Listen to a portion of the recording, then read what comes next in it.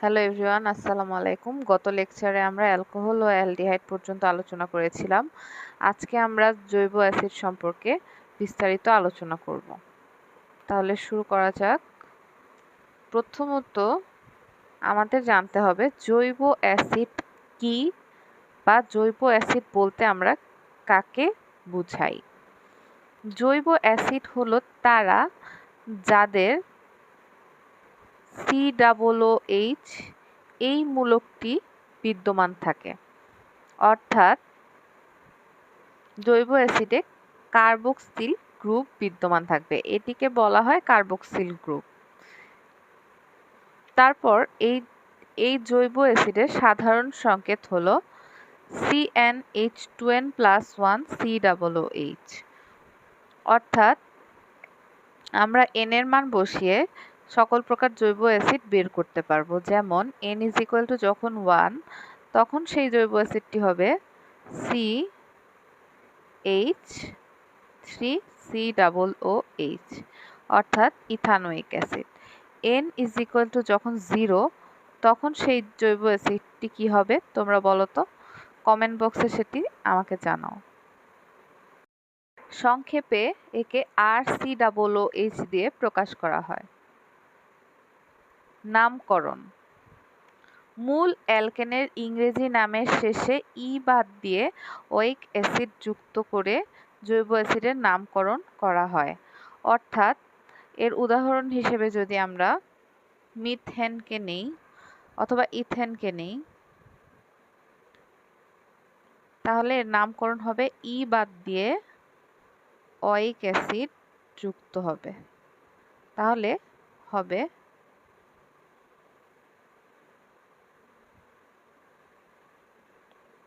Ethanoic acid.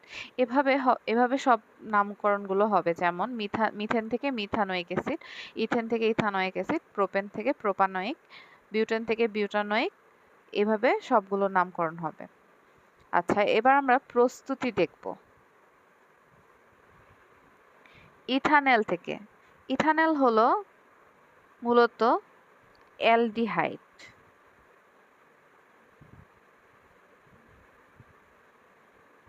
আচ্ছা, অ্যালডিহাইডের সাথে যখন জাইমান অক্সিজেন, এটা জাইমান অক্সিজেন হলো সদ্য প্রস্তুতকৃত অক্সিজেনকে জাইমান অক্সিজেন বলে। অ্যালডিহাইডের সাথে যখন জাইমান অক্সিজেন যুক্ত হয় পটাশিয়াম ডাইক্রোমেট ও সালফিউরিক অ্যাসিডের উপস্থিতিতে, তখন আমরা ইথানোয়িক অ্যাসিড পাই।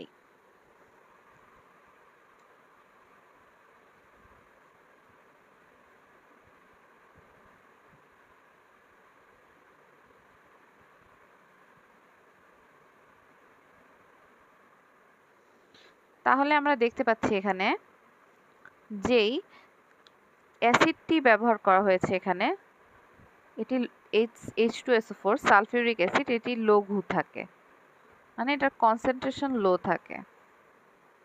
অর্থাৎ অ্যালডিহাইড জাইমান অক্সিজেনের সাথে বিক্রিয়া করে K2Cr2O7 অর্থাৎ পটাশিয়াম ডাইক্রোমেট ও লঘু সালফিউরিক অ্যাসিডের উপস্থিতিতে ইথানোয়িক অ্যাসিড তৈরি করে। বিক্রিয়াটির মেকানিজম অনেক সহজ। এখানে জাস্ট অক্সিজেন যুক্ত হলে দেখো CHO ছিল, আরেকটি অক্সিজেন যুক্ত হয়ে COOH তৈরি হয়েছে।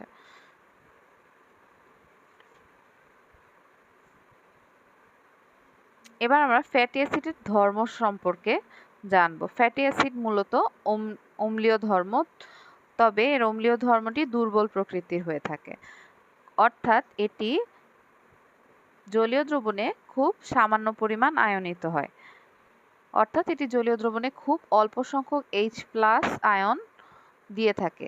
আমরা জানি যারা H+ আয়ন জলীয় দ্রবণে H+ আয়ন দান করে তাদেরকে অ্যাসিড বলা হয়। যেহেতু জলীয় দ্রবণে ফ্যাটি অ্যাসিড খুব কম পরিমাণ H+ দান করে, তাহলে এই অ্যাসিডটি দুর্বল প্রকৃতির হবে।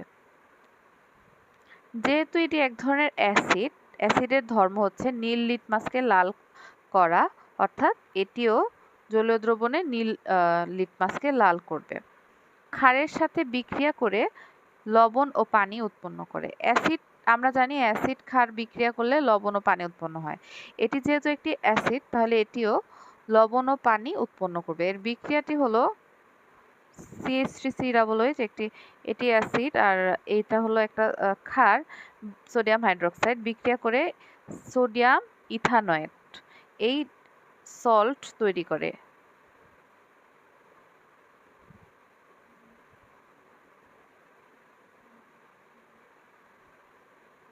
এই সল্টটি তৈরি করে আর ওয়াটার তৈরি করে।